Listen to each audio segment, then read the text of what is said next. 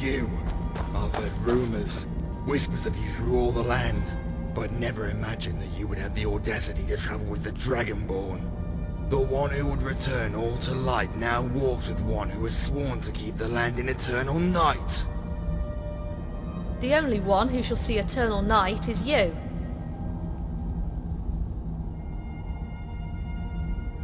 Hearken to a world devoid of hope.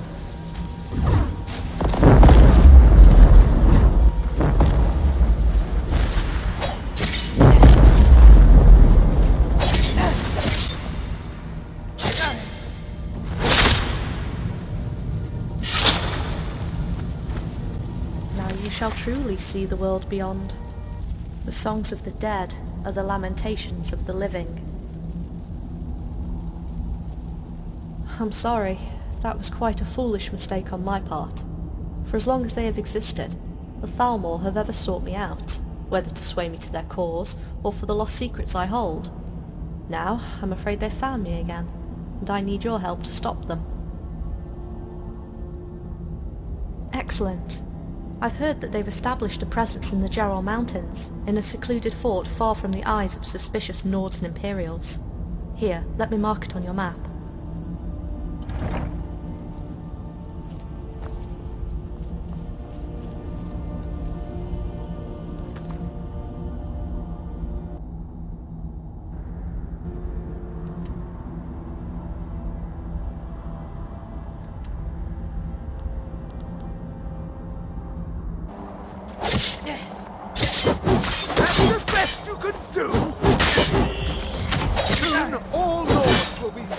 To the Thalmor!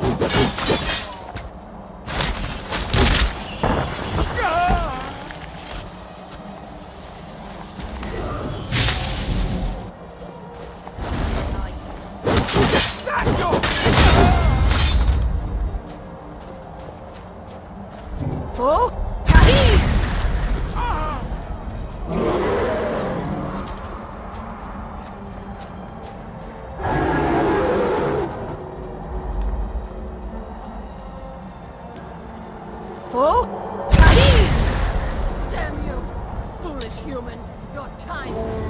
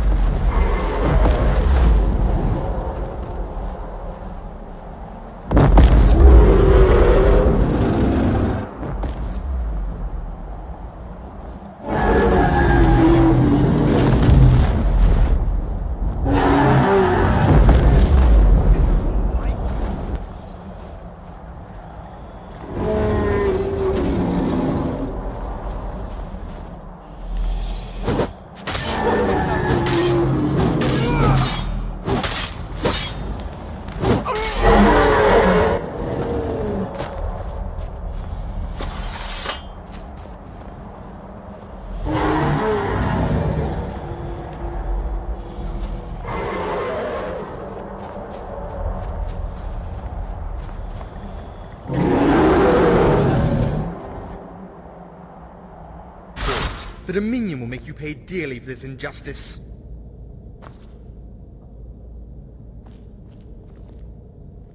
How dare you slaughter my soldiers and invade my fort? The Dominion will make you pay dearly for this injustice. You have the audacity to hurl baseless accusations against me. One more word and I'll have your head. A Dunmer agent, you say? Certainly not. We have been hunting someone that fits your description of this man, though. He's caused us a great deal of trouble by impersonating a Thalmor Justica and questioning people from all around the province. Last I heard, he was holed up in some cave in Solstheim, but the Thalmor will root him out soon enough. Now get out of my fort and never return.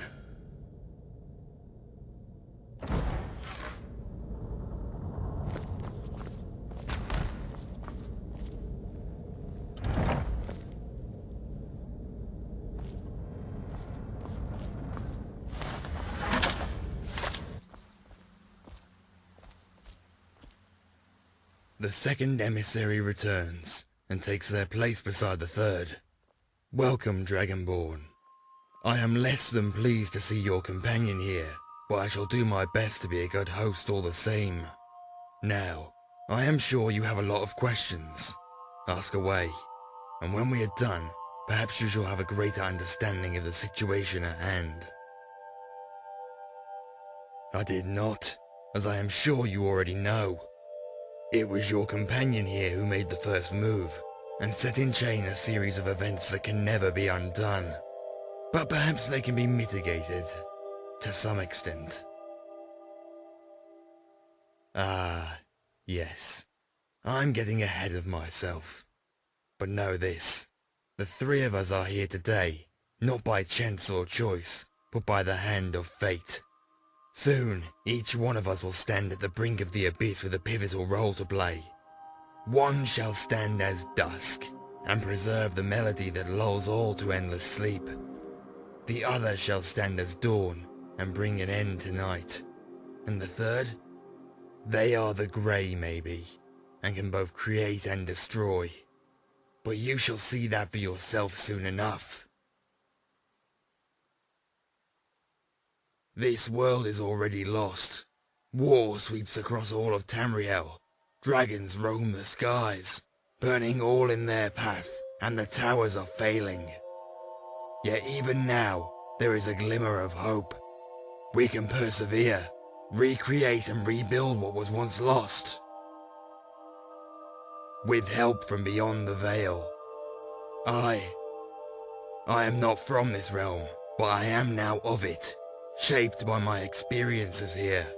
Yet I can still bring a spark from the beyond. A single piece of knowledge that can be our only redemption.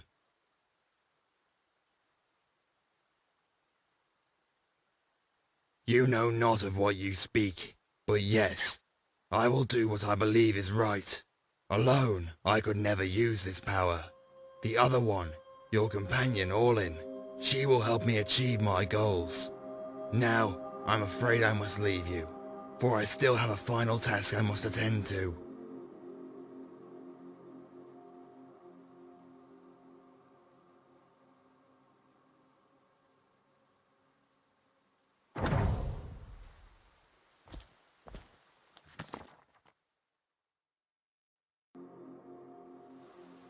He was beyond cryptic, but if he plans to destroy the world, then the best way to do so would be by waking the Godhead. A primordial entity whose dreams are the world you see around you. All it ever was, and all it ever can be, will vanish like the morning dew should the Godhead wake. Many have speculated that it would take a cataclysm event that defies all logic to achieve such a feat. I believe, however, that, as with all dreams, the dreamer must manifest themselves inside it. As such, destroying this projection would cause the dreamer to wake, as all do when they die in a dream. I cannot answer that question, at least not yet. But most are random fragments of personality that quickly take on the mind of their own, and become a distinct entity. They are as substantial and diverse as any being in a world that would be considered real, but whose existence is tied to the expectation that a primordial entity must remain asleep. I wouldn't go that far, but reality is what you make of it. Living a full and diverse life in an unreal world where your actions influence your peers and surroundings is just as satisfying and indistinguishable from living in reality. They are nothing more than manifestations of different aspects of the Godhead's personality. Such creatures are driven by the absolutes and ideals that define them, and can never be anything else. No, it is an unconscious entity, and has not the cognition to do anything but slumber. However, I would imagine it to be very durable, which is why the Nerevarine must use an otherworldly force to destroy it. Throughout my long years of study, I believe it is located in the depths of an ancient ruin called Time's End. We should head there before the Nerevarine has a chance to unmake the world.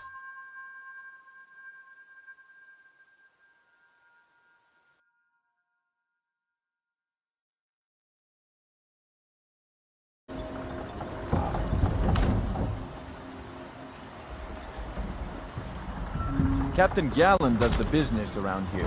I'm just a ship's mate.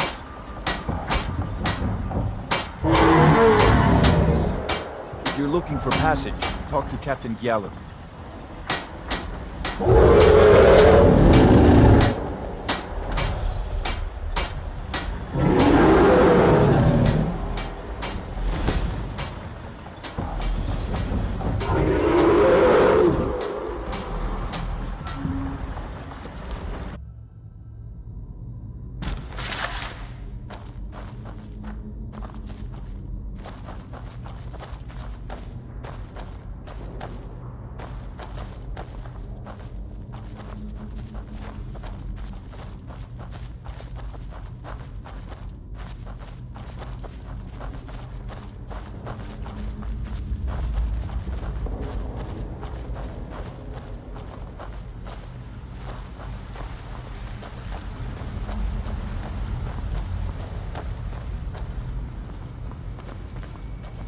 You're too late, Aurlyn.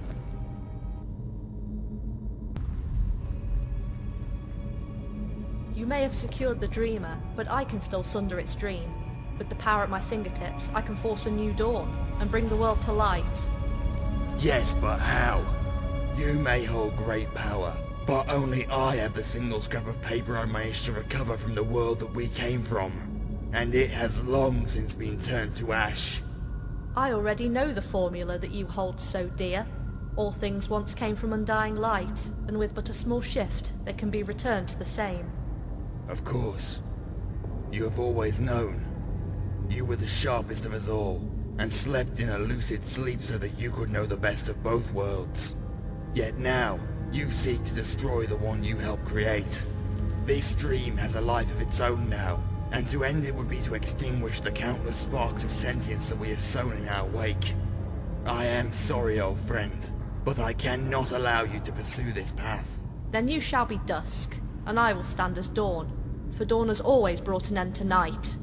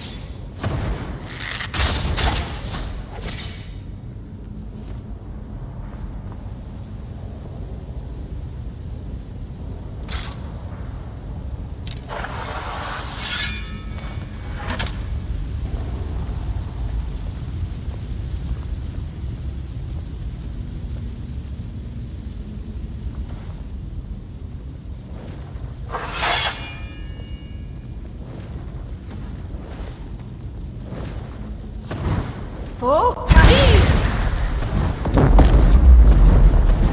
Oh!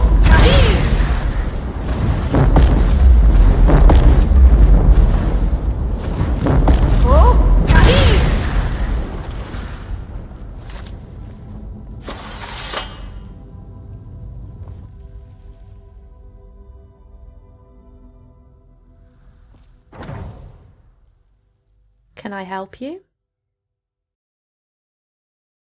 Surprised? You must have thought I betrayed you, and managed to destroy the world. In truth, that is not far from what I have done. Yet, as one story ends, another must begin. You and I, we know this better than anyone. Stories, they are the only reason we exist at all. I have given all mortals a chance to write their own stories, instead of being a part of another's. Don't look at me like that. You know as well as I that the world we visited was a prison, one with bars not of iron or steel, but with words. Words that were written at the dawn of time, and that no mortal could hope to change. Even we who walked the edge between worlds were as much a captive as anyone else. Yes, now there is no longer one dream, one vision, one story, but many. Mine, yours, the shopkeeper's who stands behind his stall under a crimson sky, the little girl's who runs along the seashore with salt in her hair, even the drunkard's who finds blissful unbroken solace at the bottom of a flagon. All of this cumulates to a world we can all share in, live in, breathe in. Now no longer do we dance to the tune of a singular mind. Rather we each play our own unique melody, and each note adds to a masterpiece created not by one, but by the many.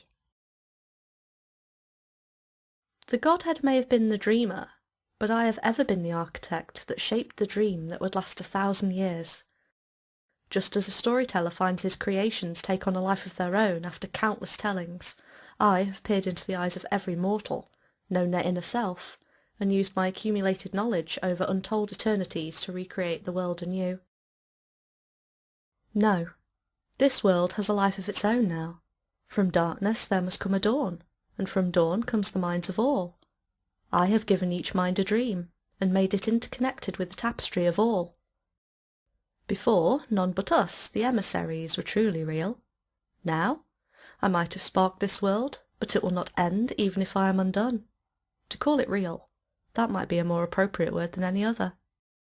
As for myself, I know not where this world lies in relation to the one we came from, but I do know that I have severed all ties with it.